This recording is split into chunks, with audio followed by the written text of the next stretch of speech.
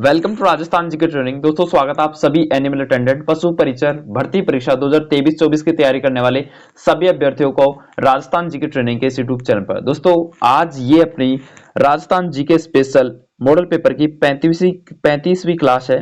अगर आपने 34 क्लास अभी तक नहीं देखी तो नीचे डिस्क्रिप्शन बॉक्स में लिंक दिया गया है, जाकर के जरूर चेक करना। तो चलिए आज के इस महत्वपूर्ण मॉडल पेपर के प्रश्नों की शुरुआत करते हैं। तो पहला प्रश्न है कि साबी नदी के तट पर प्राचीन राजस्थान की सभ्यता का कौन सा स्थल बसा हुआ था। तो साबी नदी के तट पर आप सबको पता है कि जोधपुरा सभ्यता बसी हुई थी। ठीक है, चलिए अगला प्रश्न है किस इतिहासकार ने चौहानों को ब्राह्मण वंश से उत्पन्न होना माना है। तो भाई ब्राह्मण वंश से उत्पन्न तो सिर्फ एक ही इतिहासकार मान सकता है, और वो भी ब्राह्मण का हो तो मान सकता है। और ब्राह्मण इतिहासकार कौन था? डॉक्टर भंडारकर। ठीक है, कौन थे? डॉक्टर भंडारकर। चलिए अगला प्रश्न है कि कवि वृक्ष की उपाधि किस राजा को दी गई थी। तो कवि वृक्ष की उपाधि किस राजा को दी गई थी? तो ये राजा मुंज हुआ करते थे, उनको कवि वृक्ष की उपाधि दी गई थी। वृक्ष, ठीक है, कवि वृक्ष। अगला चित्तौड़ का तीसरा शाखा कब हुआ था? तो साथियों चित्तौड़ का तीसरा शाखा 1568 ईस्वी को हुआ था। ठीक है, चलिए अगला प्रश्न है कि चल फिर शाह की दरगाह। जी हाँ, चल फिर शाह की दरगाह राजस्थान में दोस्तों चित्तौड़गढ़ में है। कहां पे है? चित्तौड़गढ़ में। अगला प्रश्न है घूंघट, गुगड़ी, बादरा और इमली क्या है। तो दोस्तों घूंघट, गुगड़ी और बादरा और इमली, दोस्तों अगर आपने थोड़ा सा भी गौर करके इन चीजों को पढ़ा होगा तो आपको ये चीजें तो जरा भी ख्याल में नहीं आनी चाहिए कि खान पान के नाम है। ना ही ये किसी स्त्री के पहनावे हैं और ना ही किसी जाति के गोत्र हैं। अब बचा कौन सा कि ये तारागढ़ जो दुर्ग है अजमेर वाला, उसकी जो प्राचीन है, प्राचीर है ना, उसकी प्राचीर मतलब चारों तरफ की दीवारों पर बने हुए बुर्जों के नाम है। ठीक है, चलिए बुर्ज, ठीक है, उनके नाम है। अगला है भाई चरणदासी संप्रदाय की प्रधान पीठ कहाँ है। तो सबको पता है दिल्ली में है। कहां पे? दिल्ली में। नागौर का बू गांव किसके लिए प्रसिद्ध हुआ करता था या अभी भी प्रसिद्ध है? और वो है मिट्टी के खिलौनों के लिए। ठीक है, चलिए अगला प्रश्न है कि नहीं जानते कि इतना बड़ा मुद्रित ग्रंथ भारत की ही क्या जगत की किसी भी भाषा में है है ही नहीं, या है या नहीं।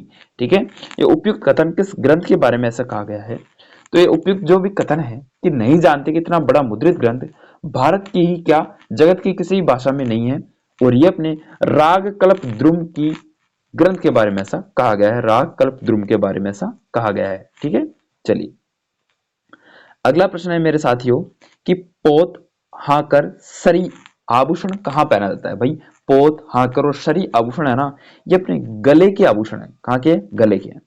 अगला है कुचामणी ख्याल से संबंधित कौन सा कथन सही नहीं है। तो सही नहीं कौन सा कथन है इसके बारे में बताना है। तो भाई कुचामणी ख्याल के प्रवर्तक लच्छी राम है, ये तो बिल्कुल सही है। इनमें पुरुष पात्र ही स्त्री चरित्र का अभिनय करते हैं, बिल्कुल करते हैं। ठीक है, इसके कलाकार चैतराम, हमीद बेग, ताराचंद प्रमुख है। नहीं भाई ये इसके कलाकार नहीं है। ठीक है, यही अपने गलत आ जाएगा शायद। ठीक है, अगला है इसके नर्तक ही गाने गाते हैं, बिल्कुल इनके नर्तक ही इनके गाने गाते हैं। ठीक है, option number C right answer आ जाएगा। ये इसके क्या है? ये इसके कलाकार नहीं है। चलिए अगला है त्रिपुरा सुंदरी माता का मंदिर राजस्थान में कहाँ है। सबको पता है त्रिपुरा सुंदरी माता बहुत फेमस मंदिर है, बांसवाड़ा में है। विद्यार्थी यूथ लीग 1929 की स्थापना दिल्ली में किसने की थी। तो भाई विद्यार्थी यूथ लीग की स्थापना करने वाले थे टीकाराम पालीवाल। कौन थे? टीकाराम पालीवाल, जो राजस्थान के प्रथम निर्वाचित मुख्यमंत्री थे। ठीक है, चलिए अगला है कि डाबी और जीवनी सामंतों की श्रेणी राजस्थान में कहां प्रचलित थी। जी हाँ, डाबी और जीवनी सामंतों की जो श्रेणी थी ये अपने जैसलमेर में प्रसिद्ध थी। कहां पे थी? जैसलमेर में प्रसिद्ध थी। अगला है कि कौन सा कूट सुमिलित नहीं है। एक तरफ है प्रजामंडल, एक तरफ है संस्थापक। तो कौन सा कूट सुमिलित इनमें से नहीं आ जाएगा, इसके बारे में बात करते हैं। भाई जैसलमेर के संस्थापक मीठेलाल व्यास है। प्रजामंडल जैसलमेर प्रजामंडल संस्थापक मीठेलाल व्यास है, बिल्कुल है।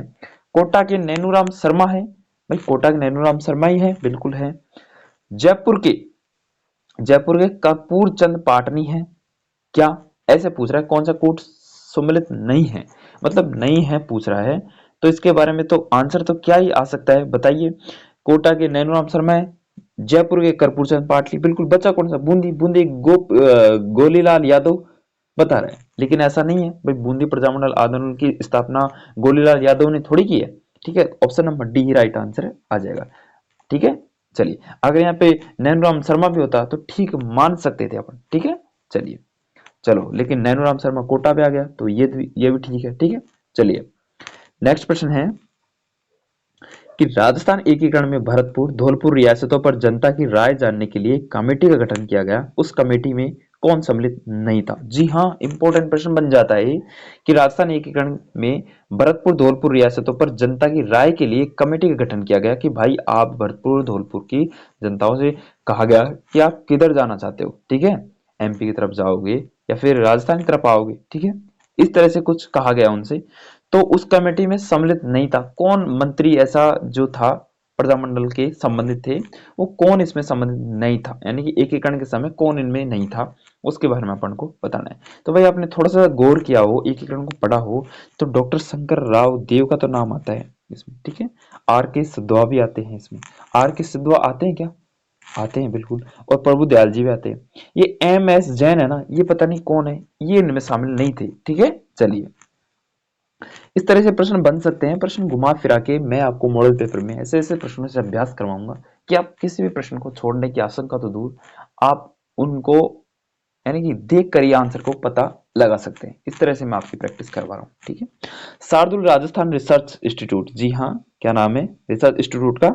शार्दुल राजस्थान रिसर्च इंस्टीट्यूट की स्थापना किसने की? तो भाई शार्दुल शार्दुल राजस्थान रिसर्च इंस्टीट्यूट की स्थापना करने वाले कौन होंगे? एक ही होंगे, उनका नाम दशरथ शर्मा, ठीक है।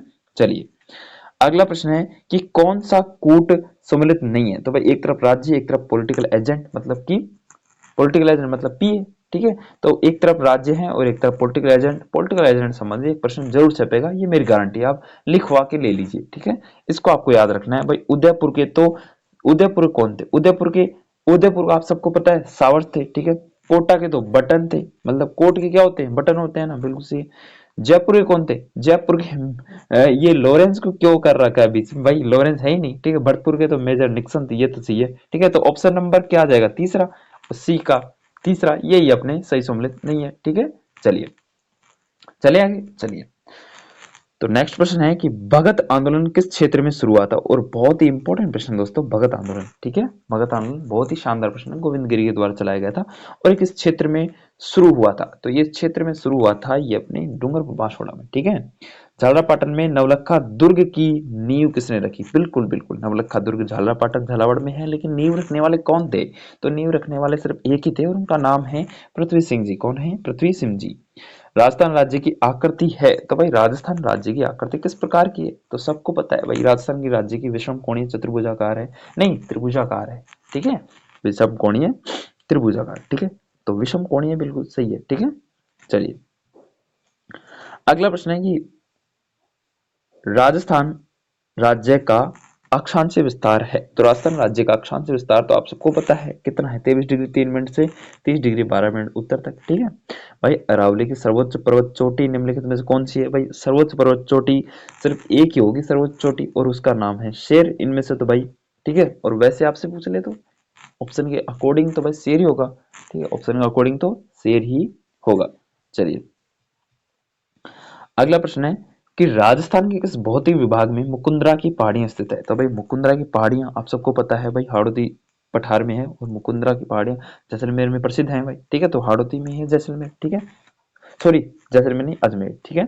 सॉरी, जैसलमेर नहीं था, अजमेर के बारे में बात कर रहा था। ऊपरमाल है, तो भाई ऊपरमाल क्या है? ऊपरमाल क्या है? एक तरह से ऊपरमाल भाई एक हाड़ौती का पठारी भाग है जिसको ऊपरमाल के नाम जाना जाता है, ठीक है। अगला प्रश्न है कि थार के मरुस्थल की स्थलाकृति किस प्रकार के बालू के स्तूपों से पट्टी पड़ी है, यानी कि कट्टी पड़ी है, पट्टी पड़ी है, ठीक है। तो राजस्थान की मरुस्थल की स्थलाकृति किस प्रकार के बालू के स्तूपों से ढकी पड़ी है? इस तरह से ये ढकी पड़ी है। तो भाई जैसलमेर में जो थार है उसमें किस प्रकार की मरुस्थल की जनसंख्या की, मतलब संख्या ज्यादा है, तो ज्यादातर तो जन सॉरी संख्या पैराबोलिक प्रकार की है उधर, ठीक है।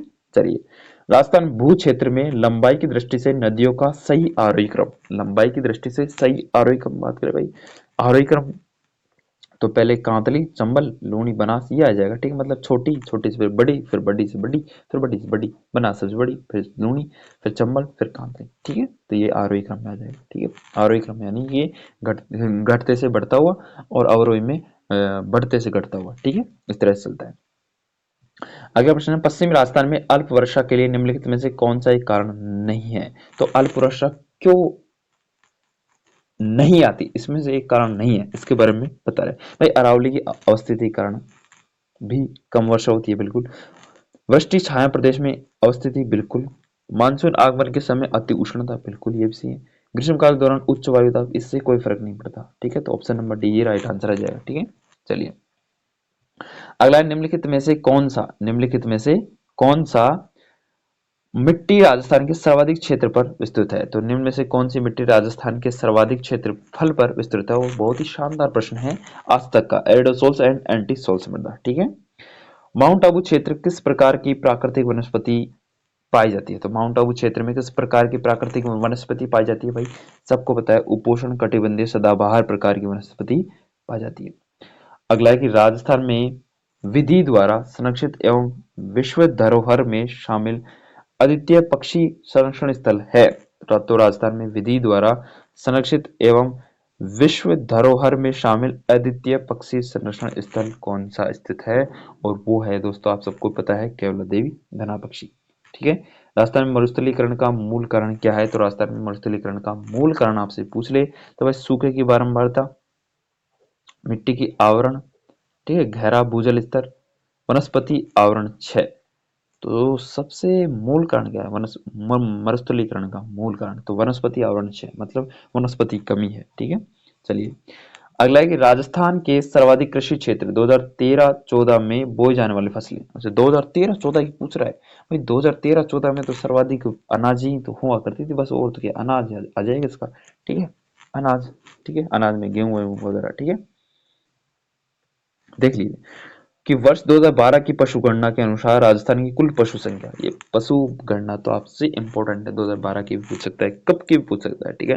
तो 2012 में उस समय कुल पशु संख्या आपसे पूछ रहे हैं ना, 2012 के समय, वैसे पूछेगा नहीं, लेटेस्ट ही पूछेगा, लेकिन मैंने इन प्रश्नों को जानकर कि मतलब राजस्थान भाषा में कहते हैं जानकर शामिल किया है, मतलब कि जानबूझकर मैंने इसमें शामिल किया है, तो इम्पोर्टेंट है, ठीक है। 577 लाख, ठीक है, कुल पशुओं की संख्या थी 2012 की जनगणना के अनुसार, पशु गणना के अनुसार, सॉरी, ठीक है। चलिए अगला प्रश्न है कि निम्नलिखित में से कौन सी सिंचाई परियोजना राजस्थान, पंजाब व हरियाणा राज्यों की संयुक्त परियोजना है?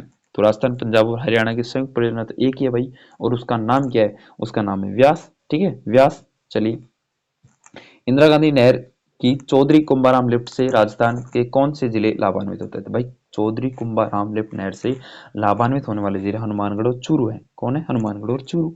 चलिए इनका तो हनुमानगढ़ और चूरू आ जाएगा। चलिए अगला प्रश्न है कि राजस्थान का राष्ट्रीय राजमार्ग जो स्वर्णिम चतुर्भुज योजना तथा पूर्वी पश्चिमी कॉरिडोर दोनों का हिस्सा है, और वो है अपने कौन सा? साथियों बताइए कौन सा आ जाएगा?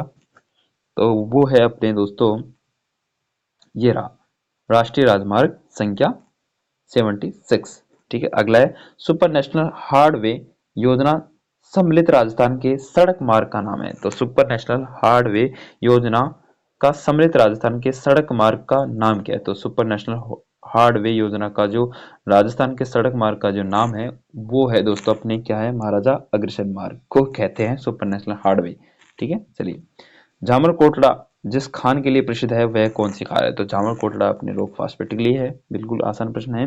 और लास्ट प्रश्न आज के इस मॉडल पेपर का कि राजस्थान का कौन सा जिला वर्तमान में जिप्सम का अधिकतम उत्पादन करता है? और वो है अपने बीकानेर, ठीक है। तो ये थे दोस्तों महत्वपूर्ण प्रश्नों की लड़ी। अगर आपको पसंद आई हो तो कर दीजिए लाइक फटाफट से, ठीक है, और अपने मित्रों में साझा जरूर करना। अगर किसी का भला होता है तो बहुत अच्छी बात है। थैंक यू, धन्यवाद।